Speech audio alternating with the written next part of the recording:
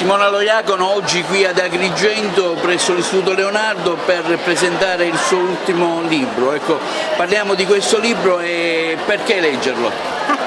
È la storia di una bimba che incontra la grande scrittrice Anna Maria Ortese in un periodo della sua vita, sono gli anni 60, in cui la grande scrittrice si trovava a Milano, quindi la bambina che appartiene a una famiglia modesta, il papà è disoccupato, la mamma è una sarta, ha questa meravigliosa opportunità di vivere una settimana meravigliosa nella sua vita, e la storia è quella di questi due sguardi, quello della bimba e quello della grande scrittrice. Quanto c'è di vero e quanto c'è di romanzo?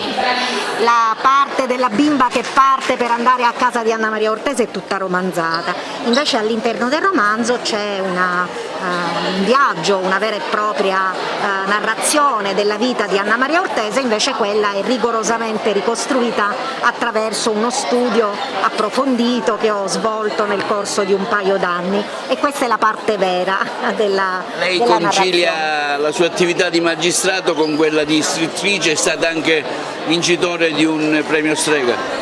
No, sono stata finalista. Sì, concilio le due attività con tanta fatica, in realtà con tanto sacrificio, però credo che l'una aiuti l'altra, nel senso che la letteratura mi aiuta nello scandaglio degli elementi giuridici e il diritto mi aiuta a quel rigore. Mi abitua a quel rigore di cui anche l'attività letteraria ha bisogno, quindi in realtà le mie due vite si incastrano e convivono felicemente. L'ultima domanda, ecco, lei a chi si è ispirata come riferimenti letterari? In questo romanzo? Nella scrittura in generale, nella sua scrittura? Ho tantissime mamme, Elsa Morante, la stessa Ortese, Marguerite Yourcenar, Pirandello, Dostoevsky. È difficilissimo fare un resoconto di tutti coloro che mi hanno formata. Diciamo che ogni scrittore è figlio di tutti i libri che legge. Una visione di questo 8 marzo, un 8 marzo che vede in Italia due donne che sono alla guida dei maggiori partiti italiani, una addirittura al governo. Ecco, come valuta questa situazione, diciamo, questo momento? Il tetto di cristallo si è spaccato, si è aperto?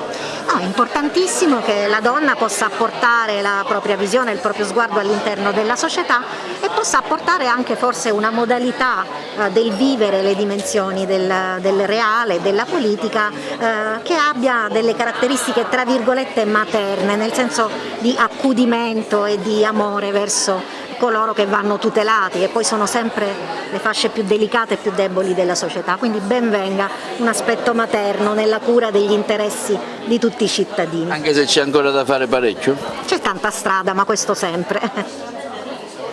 Oggi concludiamo la nostra settimana dell'8 marzo incontrando la dottoressa Lojacono, che è stata davvero una splendida scoperta. Avevamo già apprezzato nel corso della preparazione all'incontro la sua opera, ma dalle sue parole abbiamo anche avuto l'opportunità di fare ulteriori riflessioni su quello che è il valore della donna, ma soprattutto delle parole delle donne, della bellezza delle donne, della bellezza interiore ovviamente, e della scrittura delle donne e per le donne. Oggi abbiamo raccontato la storia di una scrittrice obliata, ma riconosciuta poi al termine della sua vita, come spesso accade, e questo ci ha dato l'occasione ai nostri ragazzi di riflettere su concetti molto importanti e sul rapporto tra letteratura e diritto, che davvero ci ha portato a estraniarci anche dalla realtà.